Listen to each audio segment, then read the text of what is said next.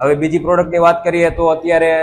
જેણે મગફળી વાવી દીધી છે, 10-15 દિવસનો પાક થઈ ગયો છે, અથવા તો જેને ફિલ્ડમાં અત્યારે શાકભાજીના પાક ઉભા છે, શેરડીના પાક છે, કેળાનું વાવેતર થઈ ગયેલું છે, તો એમાં અત્યારે આ અવસ્થાએ કાંઈક ને કંઈક જમીનજન્ય ફૂગના રોગ થતા હોય છે. જેમ કે મગફળીની અંદર અત્યારે કાળી ફૂગનો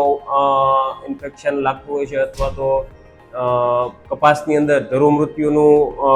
પ્રમાણ અથવા સુકારાનું પ્રમાણ આવતું હોય છે. શેરડીની અંદર અત્યારે હવામાં ભેજ વધારે હોવાથી ફૂગનો ઇન્ફેક્શન થઈ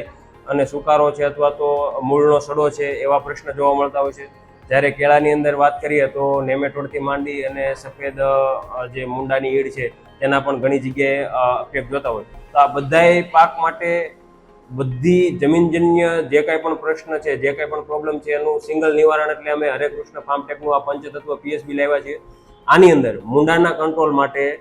મેટારાઇઝિયમ છે, નેમેટોડ જે છે કૃમિ ગાંઠો રોગ એના કંટ્રોલ માટે પેસિલોમાઇસિસ છે, જમીનજન્ય જીવાત છે, ઉદય છે, અને અમુક જે જમીનની અંદર ઈળોના કેશોટા પીડા હોય છે એના કંટ્રોલ માટે વર્ટિસિલિયમ છે. એ સિવાય ફૂગજન્ય તમામ રોગના કંટ્રોલ માટે આની અંદર ટ્રાઇકોડર્મા વિરિડી, ટ્રાઇકોડર્મા આર્જિયનમ છે, અને